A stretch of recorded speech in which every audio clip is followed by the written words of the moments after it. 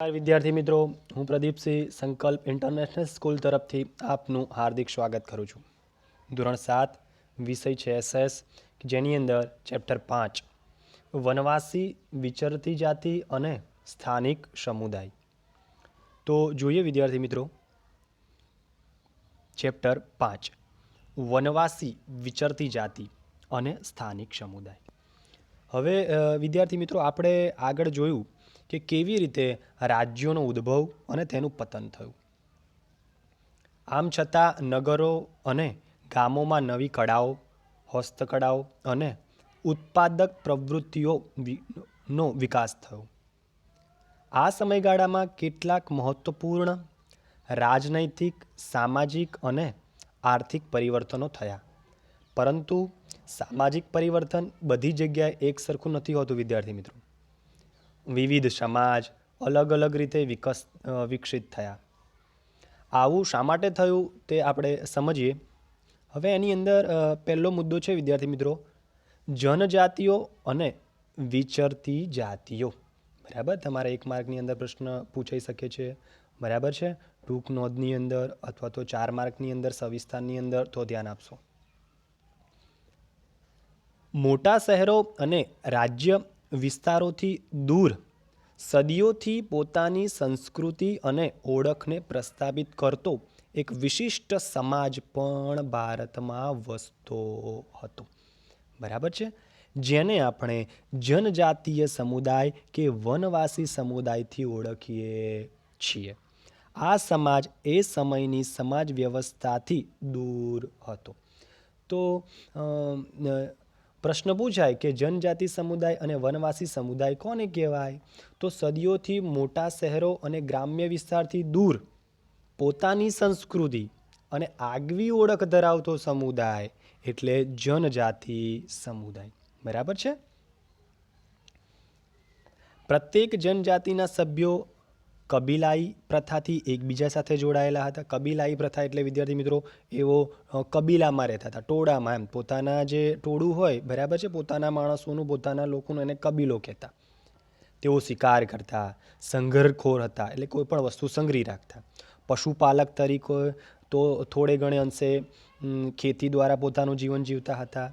જંગલ, પ્રકૃતિ તેમના જીવન પર સૌથી વધુ અસર કરતા પરિબળો હતા. પ્રશ્ન એવો પૂછાય કે જનજાતિ લોકોને પોતાના જીવનમાં સૌથી વધુ અસર કરતા પરિબળો કયા કયા? તો જંગલ અને પ્રકૃતિ. તેમના ઘરો પ્રાકૃતિક સંસાધનોથી બનેલા હતા વિદ્યાર્થી મિત્રો. કેવા બનેલા હતા? પ્રાકૃતિક સંસાધનોથી, એટલે કુદરતમાંથી જે મળતા લાકડાના એવા.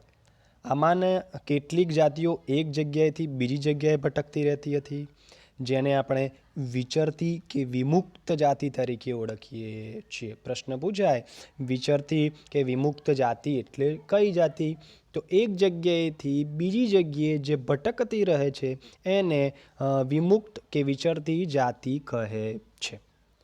જનજાતિના લોકો જમીન અને જમીન પેદાશો પર સંયુક્ત રીતે નિયંત્રણ રાખતા. પોતાના બનાવેલા નિયમોને આધારે પરિવારોમાં તેની વહેંચણી કરતા.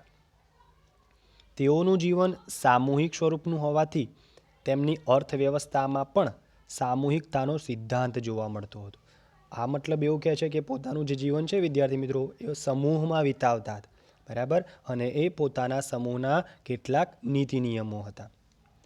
જુદા જુદા સમુદાયમાં સામાજિક સમાનતા જોવા મળતી હતી, એટલે કે અલગ સમુદાયની અંદર અલગ અલગ સમાજ વ્યવસ્થા હતી. એમ ઉપખંડના વિવિધ ભાગોમાં ઘણી મોટી જનજાતિઓનો વિકાસ થયો.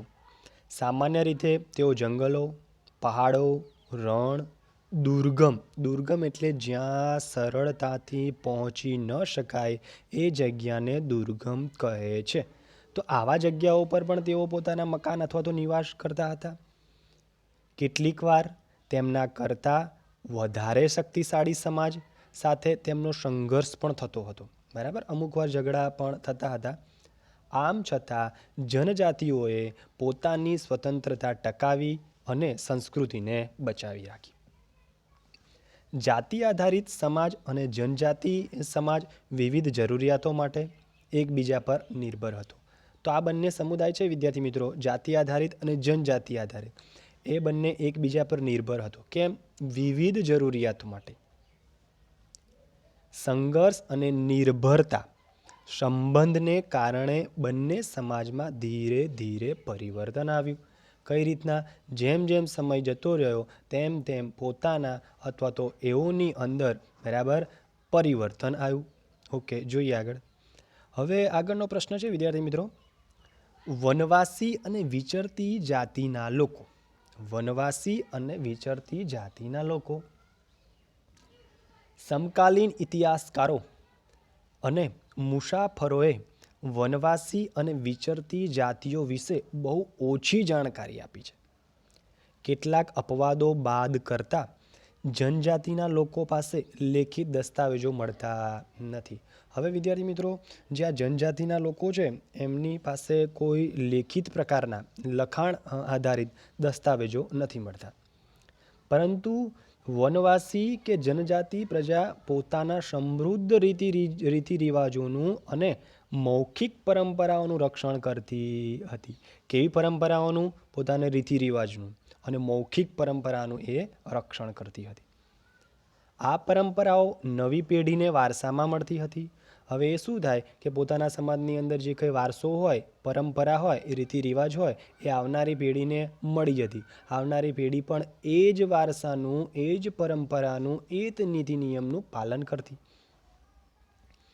વર્તમાન ઇતિહાસકારો જનજાતિઓનો ઇતિહાસ લખવા માટે આવી મૌખિક પરંપરાઓનો પણ ઉપયોગ કરે છે. તો જે ઇતિહાસકારો છે એ આવા જનજાતિઓની જે પરંપરાઓ છે મૌખિક, એમનો આધાર લઈને ઉપયોગ કરતા હતા લખાણ માટે.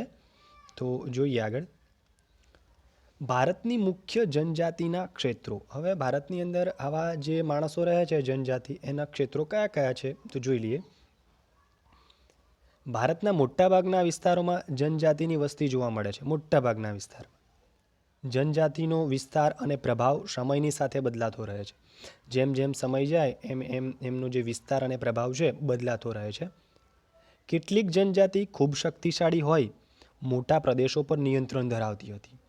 જેમ કે 13મી 14મી સદીમાં પંજાબમાં ખોખર જનજાતિ હતી, ગબ્બર જનજાતિ હતી. જનજાતિમાંથી આવનાર કમાલખા ખખ્ખરને અકબરે મનસબદાર બનાવ્યા હતા. બરાબર છે. મોગલો પહેલાં મુલતાન અને સિંધમાં લંધા અર્ધુન જનજાતિઓનું આધિપત્ય હતું. એટલે આ બધા જુદા જુદા નામ છે વિદ્યાર્થી મિત્રો. બરાબર છે કે આવા આવા ક્ષેત્રોની અંદર આવા આવા જનજાતિ લોકો રહેતા હતા. ભારતના ઉત્તર પશ્ચિમ ભાગમાં બલોચ જનજાતિ હતી. બરાબર છે. આ મહત્વનો પ્રશ્ન છે. તે વિવિધ નેતા ધરાવતા નાના નાના કુળોમાં વિભાજિત હતી. પશ્ચિમ હિમાલયમાં વસતી ગડરીઓ નામની જનજાતિ હતી. જ્યારે ભારતના પૂર્વ ભાગમાં નાગા, કુકી, મિઝો, અહોમ અને અન્ય જનજાતિઓનું પ્રભુત્વ હતું. બરાબર છે. તો જુદા જુદા ક્ષેત્રોની અંદર જુદી જુદી જનજાતિઓ રહેતી હતી. જોઈએ આગળ.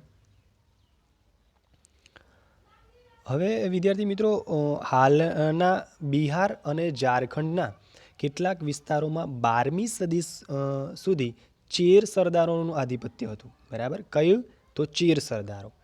ઈસવીસન 1591માં અકબરના સેનાપતિ રાજા માનસિંહે ચેર જાતિ પર હુમલો કરી નાખ્યો.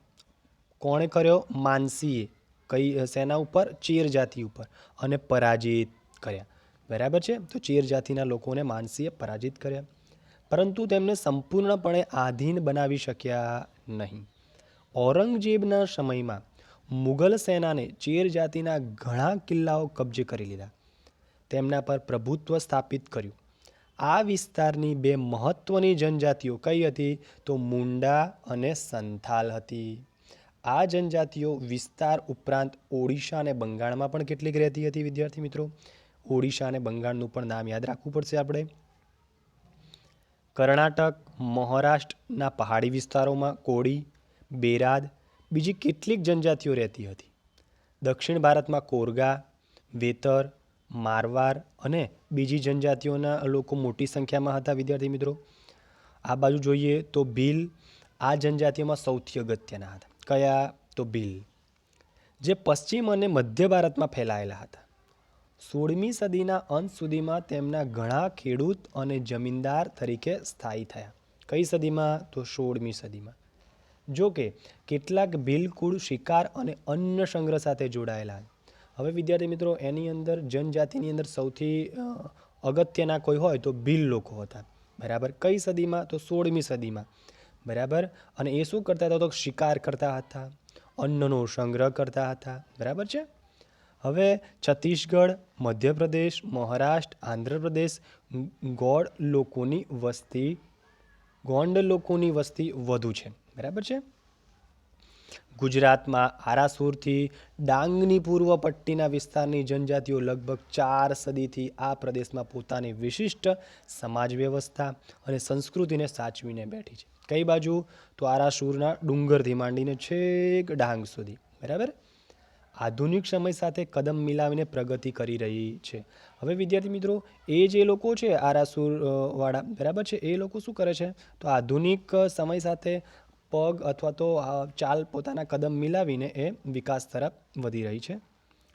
હવે વિચરતી અને વિમુક્ત જાતિ કોને કહેવાય? એના ઉપર નજર નાખીએ તો વિચરતી અને વિમુક્ત જાતિના લોકો પોતાના પશુઓ સાથે દૂર દૂર સુધી ફરતા રહે છે. શું કહે છે? પોતાના પશુઓ સાથે દૂર દૂર સુધી ફરતા રહે છે. તેમનું જીવન મોટે ભાગે પશુપાલન પર આધારિત હોય છે. તેઓ સ્થાયી ખેડૂતો પાસેથી અનાજ, કપડાં, વાસણ અને અન્ય વસ્તુઓ માટે ઊન, ઘી વગેરે વસ્તુઓનો વિનિમય એટલે આપલે કરતા હતા.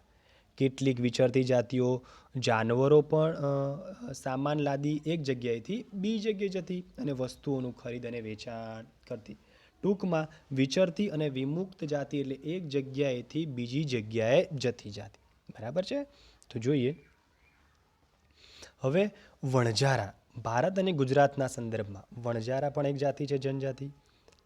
આ બધી વિચરતી વિમુક્ત જાતિઓમાં વણઝારા સૌથી અગત્યના હતા. તેમના સમૂહ ટાંડા કહેવાતા. બરાબર. આ પૂછાશે કે વણઝારાના સમૂહને શું કહેવાતું? અલાઉદ્દીન ખલજી દિલ્હીના બજારો સુધી અનાજ અને ચીજ વસ્તુઓ લાવવા લઈ જવા માટે તેમનો ઉપયોગ કરતા. બાદશાહ જહાંગીરે પણ વણઝાર દ્વારા બળદો પર અનાજ લાદીને શહેરમાં વેચવાના તેમના કાર્યનો ઉલ્લેખ કર્યો છે. ખાસ બાબત તો એ છે કે યુદ્ધ દરમિયાન વણઝારાઓ બળદની પોઠ દ્વારા મુગલ સેના માટે અનાજ અને ચીજ વસ્તુઓ લાવતા હતા. એક રીતે જોઈએ તો વણઝાર ભારત અને વિશ્વની વચ્ચેની કડી હતા. બરાબર. મધ્ય એશિયાથી અનેક ચીજ વસ્તુઓ તેમના દ્વારા ભારતમાં આવતી અને ભારતની બહાર જતી. હવે વિદ્યાર્થી મિત્રો, અહીં એક વણઝાર જાતિ છે. તો એ શું કરતી હતી કે બળદોનો વધારે ઉપયોગ કરતી હતી. બરાબર. તેમના સમૂહને ટાંડા કહેવામાં આવતા. અલાઉદ્દીન ખિલજીએ પણ એમનો ઉપયોગ કર્યો હતો. બરાબર. બાદશાહ જહાંગીરે પણ એમનો ઉપયોગ કર્યો હતો. તો આ થઈ મિત્રો વણઝાર જાતિ. હવે અંતિમ જોઈએ તો જનજાતિઓ અને વિચરતી જાતિઓની સંસ્કૃતિ. હવે આ લોકોની વિદ્યાર્થી મિત્રો સંસ્કૃતિ કેવી હતી તો જોઈ લઈએ. કેટલીક વિચરતી વિમુક્ત જાતિઓ ઘેટા બકરા રાખતી, ઘોડા ગાય રાખતી, ભેંસ બળદ વેપાર સાથે પણ સંકળાયેલી હતી. વિવિધ જાતિના નાના મોટા ફેરિયાઓ એક ગામથી બીજે ગામ જઈને જાતે બનાવેલા દોરડા, ઘાસની ચટાઈ, મોટા થેલા વેચતા. કેટલીક વિચરતી અને વિમુક્ત જાતિઓ શું કરતી? તો કાંગસિયા મોડવાનો સમાવેશ થતો હતો, જે બંગડી અને સૌંદર્ય પ્રસાધનોના વેપાર સાથે જોડાયેલી હતી. કેટલીક જાતિઓ શું હતી? તો નટ, બજાણીઓનો પણ સમાવેશ થતો હતો.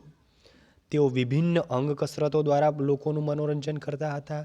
ગુજરાતમાં વણઝારા, માલધારી, નટ, બજાણિયા, કાંગસિયા જે વિચરતી વિમુક્ત જાતિઓ જોવા મળે છે. બરાબર છે વિદ્યાર્થી મિત્રો. તો આ જનજાતિ અને વિચરતી જનજાતિઓની સંસ્કૃતિ આ હતી.